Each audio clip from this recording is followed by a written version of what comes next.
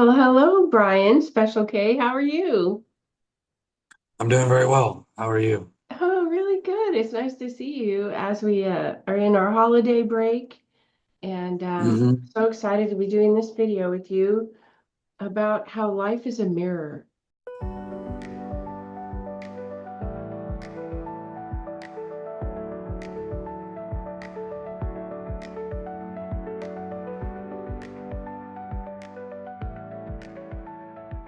And you and I have Yes. been in conversation about how to kind of communicate these concepts. And this is a perfect time of year. People have been around their family. They're taking maybe a break from some of their work or their work colleagues. And the idea of how the world shows up to you, what the process of forgiveness might look like related to that. And then we're going Mhm. to talk about revocations. And so this video is entitled Life is a Mirror. And we're going to go through a number of concepts with two terrific teachers, one from the 1900s, one from today. So, yeah, it's Yeah. really good to see you. You too. So, do you want me to start off or do you want to? Yeah, well, I'll start off in terms of our general idea, and then I'm going to turn Okay. it to you as we talk about. Today, we're going to discuss the work of Ramana Maharshi, an Indian saint that was born in 1879 in the Tamil district of India. And we're also going to discuss Andrew Bartzitz, a modern day teacher. I don't think we can call him a saint yet, but he's certainly um, a teacher, a transformational teacher that's doing such great work worldwide. So Mhm. those are the two teachers we're going to talk primarily about today. But as we were discussing how to frame this video, you and I were concurrent on the effort at A Life Designed, this platform that we've built together, really does take wisdom from the four corners of the globe. And we realize that humans have access to wisdom, whether they're male or female, whatever geography they live in, how old or young they may be, and that the wisdom that you can find inside is literally available to everyone wherever you are. And so, as we celebrate in our videos the wisdom of our coaches and contributors and the teachers that have taught them things that they express in their learnings and their trainings and so on, it's just a reminder that this wisdom resides in all of us. And Mhm. so it's nice to be celebrating that on this A Life Design platform with you. So before we go into Ramana Maharshi, you had a paraphrase quote that kind of sparked this conversation about doing our Life is a Mirror video here. What was that? So, yeah, I don't have the exact quote, but basically, at some point, Ramana Maharshi said, more or less, there's really no need to forgive anyone else because if this person didn't do that thing to you, someone else would have. And basically, the idea behind this is whatever's in your energy field, in your aura, in your consciousness, you're attracting certain events and certain types of circumstances to you. So once you understand that, basically, there isn't any need to like get mad at someone else, hate someone else, try to get revenge on someone else or something. You understand this is just a mirror that's just being held up to me to show me where my consciousness is, where my energies are at, where whatever your inner content is creates this. So that's thoughts, feelings, desires, emotions, fears, assumptions, whatever identity you have, like all of your inner content creates a frequency that's being projected out. The world reflects that frequency back to you like a mirror. Mhm. It shows you, what you are. And this is basically how manifestation works. Once you change the inner frequencies, you're changing what you're projecting out. The world reflects those new frequencies back to you. So you see new images in the mirror, basically. There's a lot of different ways to approach that and to shift your energy to manifest new things. We'll talk more about that as we go. I really appreciate that. In this very popular book that we'll reference, from Ramana Maharshi, here he is in his dhoti, in the 1900s, in India. He wrote with a finger in the dirt. I mean, he was not trying to be a leader. He had enlightenment experience and then shared that experience with others. And so he also permitted people to bring in whatever devotional practices were working for them. So he didn't Yeah, have a set, you must meditate this way, you must pray this way, you must live this way. His primary focus was self-inquiry because that's what yeah, happened for him. And yeah, self-inquiry reminds us of the Greeks, doesn't it? And it reminds us of a modern day teacher like Byron Katie or David mhm, Hawkins. Where is the eye of the I? Who would I be without these thoughts? And so in the Who Am I self-inquiry, he recommends that when you have thoughts arise, you ask, who thought the thought? Like, what did the thinking? Just kind of yeah, deeper and deeper and deeper into understanding that you have control of your thoughts, and you're actually the author of those thoughts, or as they come and go, you can release them and have them not impact you at all. You don't have to be impacted by the thoughts.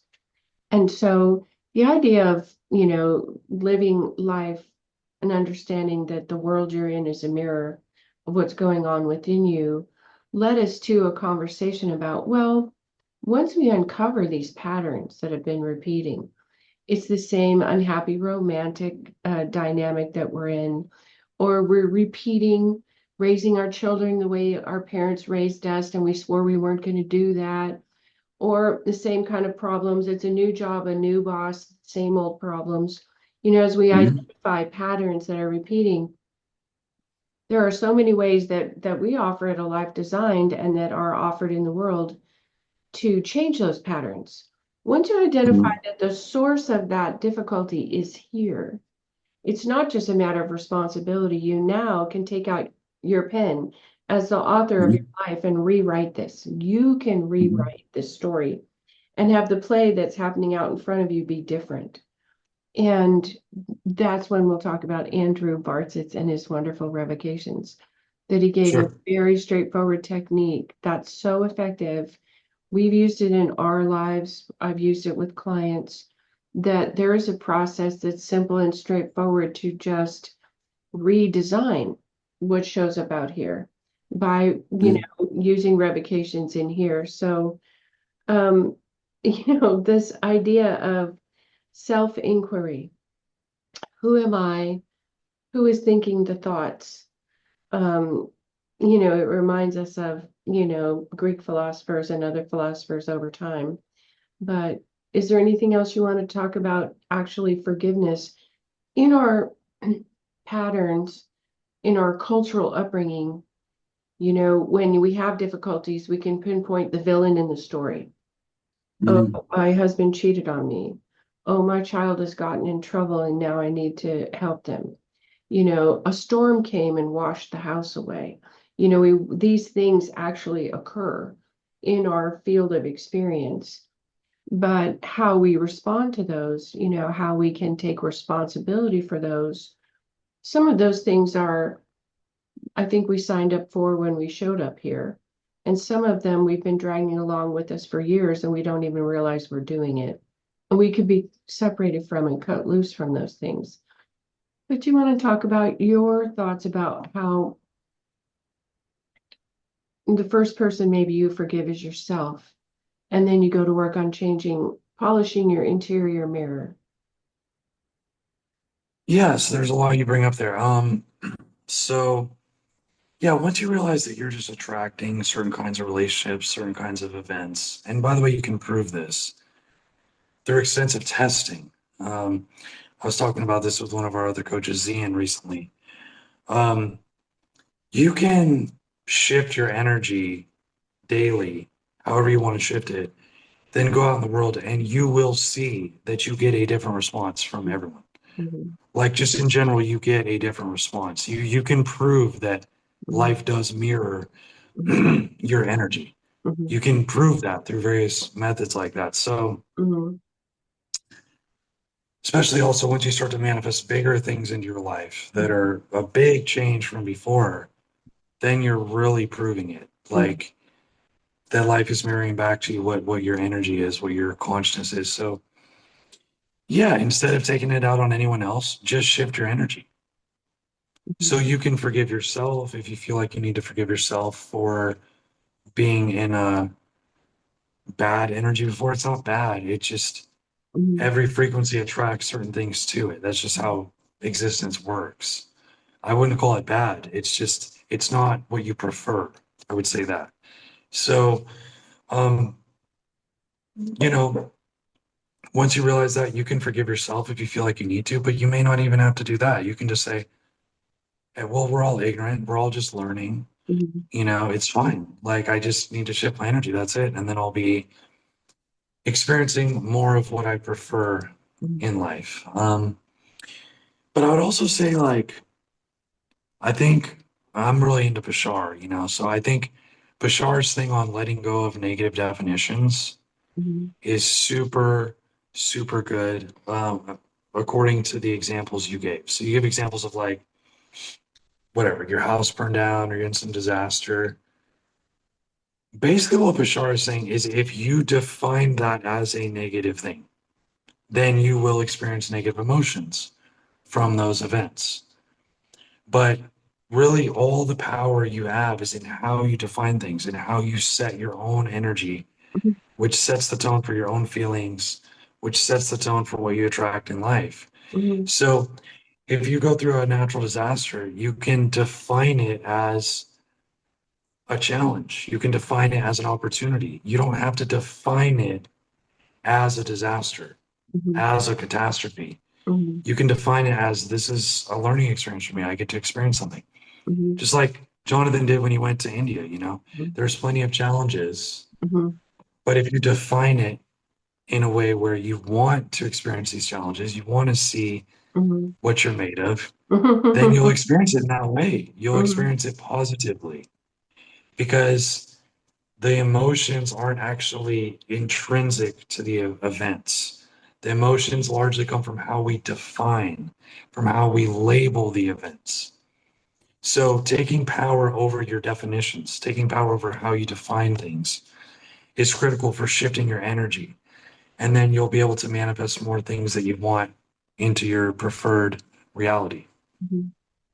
One of the ways to do that, that's a simple way that therapists use, coaches use, is when someone presents, here's the problem or the challenge.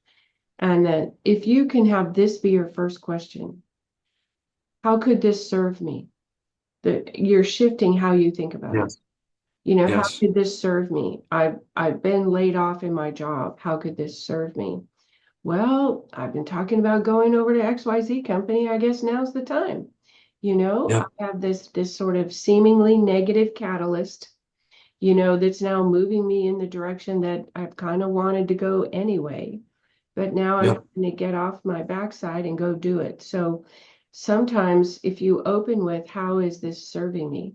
So I've had a lot of conversations with friends and family over the holidays, some clients too. And some of us have been in family situations or gatherings where there are some toxic members of family or Mhm. toxic people, and they Mhm. like to cause trouble, or they're just in a melancholy state, and everything's wrong and nothing works, and they're kind of a downer, about how things are going. And when you have those experiences, each time you have a choice about, oh, I can let that impact me, or I can just observe and notice and not have it impact me. I can be Mhm. in the same room with someone who's oriented in that way that is not the same as me. And I can decide I'll attend this gathering, understanding that, Uncle Frank is going to get drunk and probably, create a kerfluffle of some kind. And Mhm. that's my cue to leave. I saw Yes. everybody else and enjoyed them. And I can go if I want to. And I don't have to oh, that darn Uncle Frank, I don't have to engage in Well, the emotional tumult of any of it. Or I can decide I don't need Uncle Frank in my life anymore. And so I'm going to have a different arrangement with the people that I want to see. I'm going to invite them to a cocktail party pre-holiday, and that's when I'm going to see them, or whatever it looks like.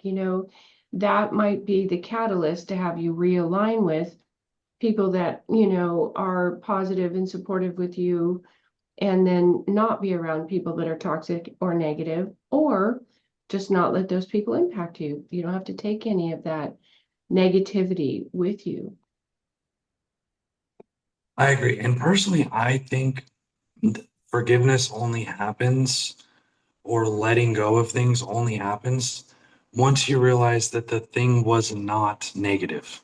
Yeah. That's personally what I think. Hmm. As long as you still believe that was negative, that shouldn't have happened, you'll never let it go. It's not It, fair. that's that's I didn't that's deserve it. still Hmm. that's still going to keep going on. So the real trick is you have to find what was positive about it. Hmm. Find three or four or five or 10 different aspects. Hmm. What was actually positive about this? How did this actually benefit me? Hmm. Where I learned so much more, I developed so much more character, I developed so much more resilience. It Hmm. shifted my life in a different direction, and that actually ended up working out really good. I Hmm. never would have gone that direction if I didn't go through this Uncle Frank was a negative cautionary thing. tale. I don't want to be like Uncle Frank. I don't want to show up It like that. So gave me a yeah, cool so story to tell, or yeah, whatever pointing it is. you in the right Once direction. once you can actually see that it was positive, Mm. it's done. There's nothing to forgive now. Mm. It actually was a positive thing. So it's impossible to hold a grudge after that. Yeah. I think that's the key shift is like, as long as people still believe it was negative, you're still going to hold on to that grudge. It's still going to persist in the back of your mind. Then all you can do is try to distract yourself from it, try to Mhm. forget about it because you still are holding on to You this was harbor, negative. This shouldn't have happened. right? So the key is to find the positive in it and keep doing that until you eventually realize, you know, this was actually a positive for me. And I think everything has positive aspects. Every event, even our greatest sufferings, Hmm. there are positive things that come out of it. Hmm. So when you go in and do that work and you realize that, that's when the letting go happens. And once you let go, you're now in a better energy space. You're in a better consciousness, and your life will manifest better now. Better relationships, better circumstances will start to flow into your life because when you were still holding on to that negative, stuck, limited energy, it's that blocks Hmm. larger blessings of a more preferred reality coming into your life. It's a It little bit does work like, that way. So, yeah, yeah. when they say, what you seek, you will find, from the Bible. And I think if you look for who's causing the trouble, and you look for, oh, there goes Uncle Frank. I knew this was going to happen again this year. You're going to continue to find that. You give it your attention, Yep. you get more of it. You give it your attention, you get more of it. You give it your attention, you Yep. get more of it. Instead of, you can just go, yeah, I didn't even notice Frank this year. I hope he's doing okay. Yeah. We said hi. It didn't bother me Yeah. at all because Yep. I've changed who I am and how I'm showing up. And, to look for how could this be serving you, is doing that inner work, because the world Yes. serves up things for us to work on, with some regularity. So, Yeah. exploring, well, how could this serve me? So, as Ramana Maharshi would say, in this wondrous mind, I love his perspective that, the only purpose of our mind is that thoughts arise in it. And Hmm. when thoughts arise in it, then the world appears, And so when we talk about life as a mirror, he was describing this in 1906 when this little book was written based on what he had to say, at some, sadhana, some uh, visitors wrote some things down one time they came to visit him in the mountain in India. And, Hmm. as those thoughts arise, they appear in your world. And so using the lever to navigate those thoughts, who's thinking these thoughts for the self-inquiry, to ask Byron Katie's question, who would I be without that thought? And so sometimes when you think, oh man, that's a bad thing that happened, and then you say, well, maybe some positive things could come out of it. Who would I be without the thought that the bad thing happened? And there are bad Mhm. things that happen. Okay, there are violent interactions. People have car crashes, planes go down. I mean, certainly there are difficult circumstances, is not to say that life is a bed of roses. The thorns are in there too. But for your own orientation, instead of the bad thing happened, the bad thing happened, the bad thing happened, and now that's where we're fixated and attracting more of the same, Mhm. to look at who would I be without the thought that this was a bad thing? Yeah, yeah. And I mean, I personally think everything is good. I don't think anything bad happens, truly, in an absolute sense. Definitely, you can experience it as horrible, Mm, but that's your own perspective. I really, the thing is, though, to really understand what I'm saying here, it actually requires people to become mystical. Like, you have to get way beyond a normal human perspective to like really get into what I'm saying. Um, but I believe everything that happens is for our good, including things that make us suffer or that we suffer through deeply. But in my opinion, everything that exists is validated by source or God or the creator. It would not be allowed to exist if it didn't serve some good purpose. That's how I see it. But yeah, I mean, I totally resonate and agree. Like people can experience things as bad, but we don't have to keep re-experiencing them as bad. You right. know, when you We don't go have to put and it on repeat. We do not have when to. you go and think about it Mhm, and you still think that was horrible, that was negative, that shouldn't happen, and all the feelings come up, bitterness, depression, anxiety, frustration, whatever you feel, mhm, that's re-experiencing it. You're like re-traumatizing yourself. Like mhm, we have to find a way to actually see the positive in it. And that might take some deep perspective shifting. But once you do that, once you actually see that it really was more positive for you than negative for you in the end, mhm, you're done. There's nothing to forgive. Like you've fully accepted that mhm, that has happened at that point because you see it as positive, genuinely. So mhm, at that point, your life will flow better. You'll manifest better. More of the things you want will naturally start to just more easily flow into your life for sure. Because it's those things we're holding on to that keep us stuck, like attracting what we don't want. mhm. One of the things we discovered together in our personal spiritual evolution was the work of Andrew Bartzett. Yeah. I remember seeing some YouTube videos. I've since become a student of his, but and you said, hey, have you been to the website? You should check out those revocations. So we're going to put a link in the description so you can go look at those revocations. And I'm like, wow, this is a very straightforward methodology for when you identify a pattern, how to become unencumbered from it. Yeah. It's one thing to say, this thing seems to be on rinse and repeat, but I don't seem to be able to interrupt the pattern sufficiently. Like I've now identified it and Yeah. I'm owning it. I want to stop living it. How do I stop living it? And Yeah. so revocations are a great way to engage in a process of sacred ceremony. And Mhm. it takes into mind the idea of reincarnation, the idea that, within our ancestry line, our DNA carries some part of our family's burden, what that looks like. Mhm. Um, we know a person who came from a long line of alcoholics. And by the time it got to his generation, he didn't have this switch that told him internally he's had enough to drink. It just wasn't there. It wasn't in his DNA. It got burned out in the line of alcoholics. And Yeah. so if he had alcohol, he had to count the drinks so that he would know if he'd had too much. And if he didn't do that, he drank until he blacked out. Like, because there was no governor about, wow, I think I might have too much to drink. It was just not incorporated in him because of Mhm. his family DNA history. And so, we have things to cope with that maybe were installed in the way we were Mhm. raised, installed in the DNA we inherited, installed because we have some past lifetimes that some things are still repeating because they're unresolved.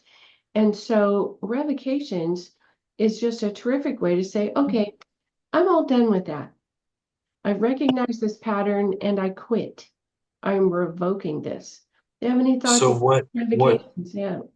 so what are revocations? Can you explain that to our audience? Yeah. And there will be a link with Andrew Bartzitz for his website there, but you revoke, it's a little bit like using the framework of a contract because we need a framework that makes sense to us mentally. So if you revoke your contract, if you cancel a vow, if you decline to continue, if you say, I'm terminating the lease, these are kind of frameworks that your mind can understand, but then apply them to patterns that you're repeating or things that you've brought forward into this life, whether you did it in your body or whether you did it, as a soul contract. I'm revoking that contract. I would no longer participate in it. And using your free will, you can now decline. Just like if Uncle Frank is misbehaving, at the holiday get together, you can pay it no mind, decline to pay any attention, or you can decline to stay in the space. I gotta go. It was great to see everybody. Merry Christmas out the door. So if you're identifying patterns in the same way, you can say, I'm all done. I decline to continue with this pattern. And you revoke it. And you do it day over day over day for 30 days or 60 days until in the mirror of your life, you realize that smudge has been shined out. Yeah. Wow, I'm not being disrespected as I was. Wow, people are starting to notice me. And I was Yeah. invisible before. Mm. Or this toxic person is no longer bothering me. They just stopped calling. I don't have to tell them get out. They stopped calling.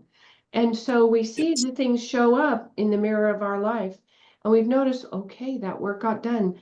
The part of my interior mirror, that smudge got shined out. Revocations do that.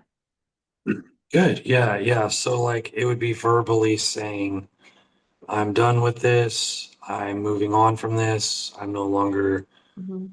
uh, engaged with this contract with this It's a person, like declaration. Hmm. to have this type of interaction. I'm putting this behind me. Like it's like so it'd be verbally saying those things to shift your energy. And you say them Yeah. day after day after day after day after day until Mhm. they take root inside of you. Where if somebody said, hey, are you still, doing that tennis program? And you'd say, oh no, I'm out of that. I don't, I have decided not to continue with that. There would be no second thought like, oh no, I don't do that anymore. And you literally, in your body, in your mind, in your spirit, you've declined to continue with that. And your world changes as a result. Okay. Yeah. Yeah. So yeah, and there's different ways to shift your energy, like if you, so revocations is one way, and use whatever way works best for you. That's what we're all about here at A Life Designed.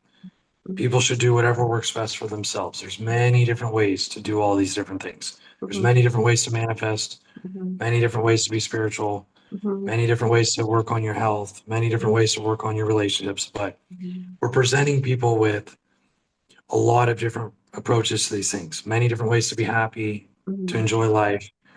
Pick right. what works best for you. So, another way to shift your internal Mhm, feeling and energy so that the world responds to you differently. I've done this experiment before where if I sit and think about everything that I like about people mhm, and remember all the good times I've had with people, and then I go to a party, like everyone will like me so much more. Everyone will get along with me so much more. Mhm, I'll have so much more fun. I'll mhm, be more charming because I tapped into that frequency. mhm, And now people are going to respond to that frequency. Whereas if you're in a different frequency, mhm, people are going to respond to this over here, you know? mhm, If you're in a mhm, different frequency, people are going to respond to that. So, um, yeah, so these things do work. And if you do it long term, you can create lasting changes to where people generally mhm, like always respond to you like that, or they usually respond to you like that because you've really genuinely shifted to mhm, where you just genuinely like people more. You just genuinely enjoy people more. And now people enjoy you more.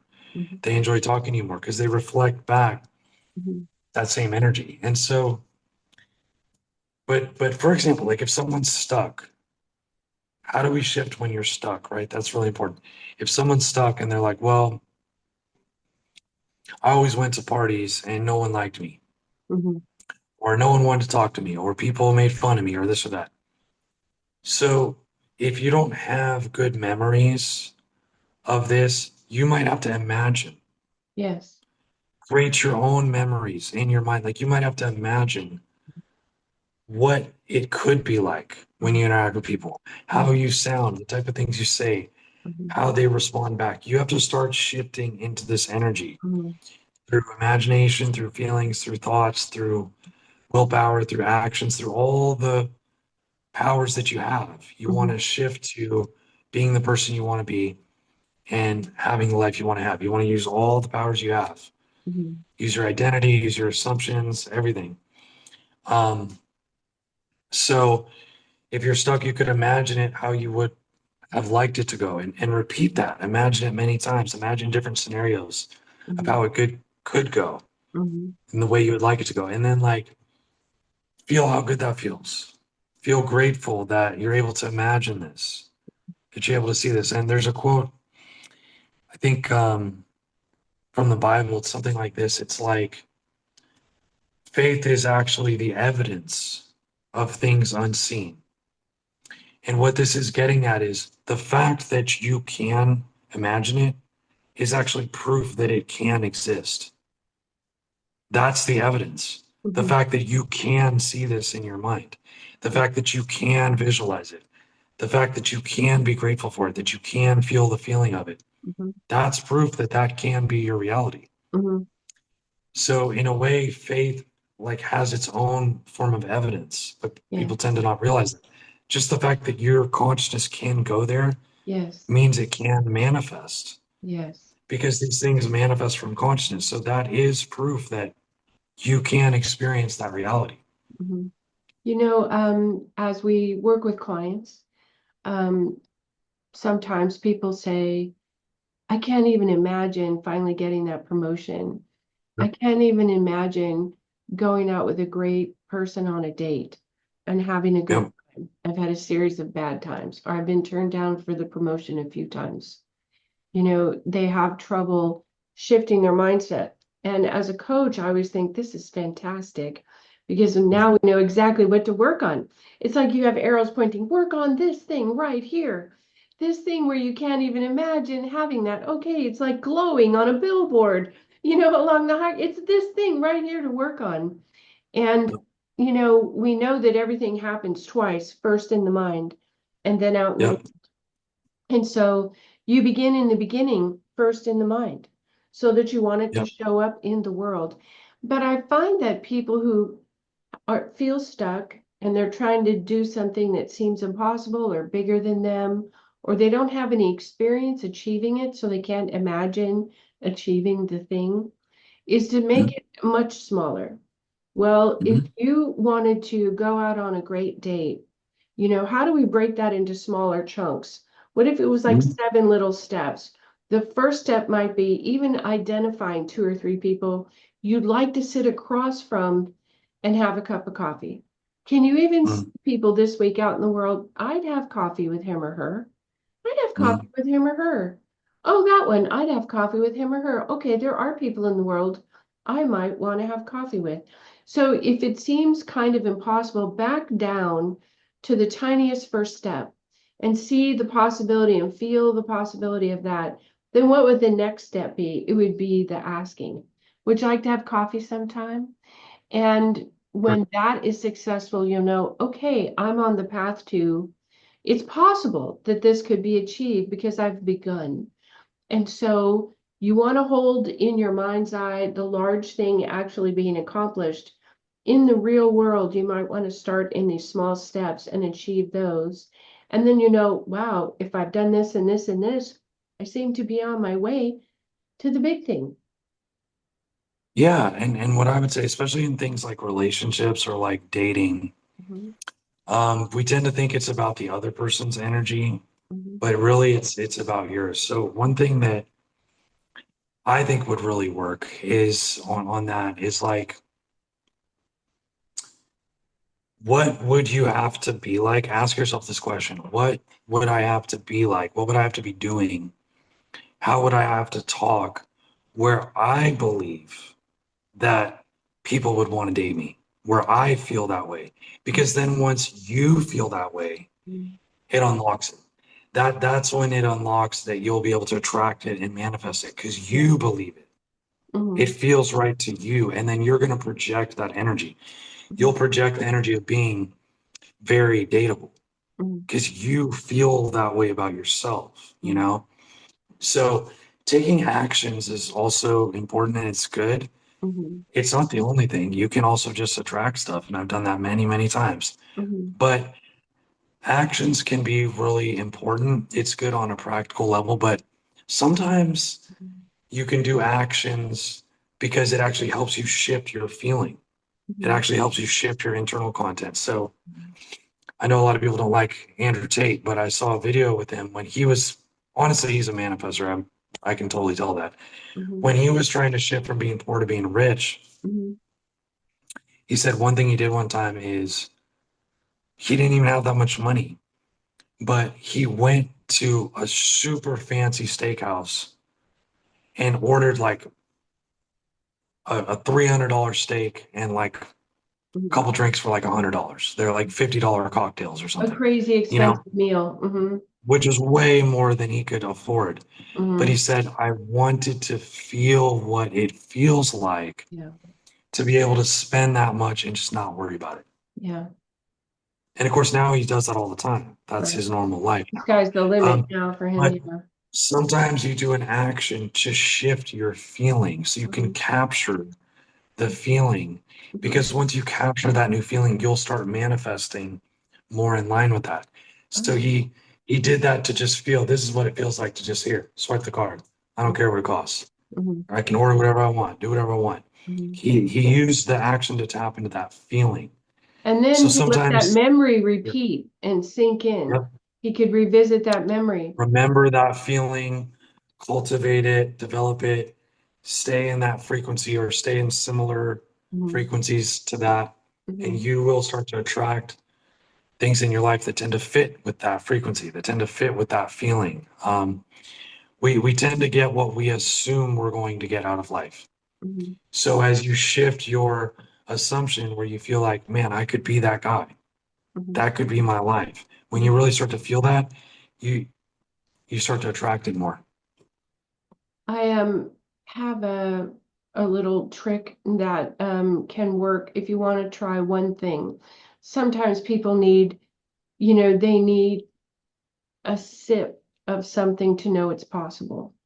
And so I was working with a client who was coming out of a bitter divorce, and she had decided all men were bad, and there were no good men out there, and her future was bleak, and she was struggling, and then she had to go on a business trip.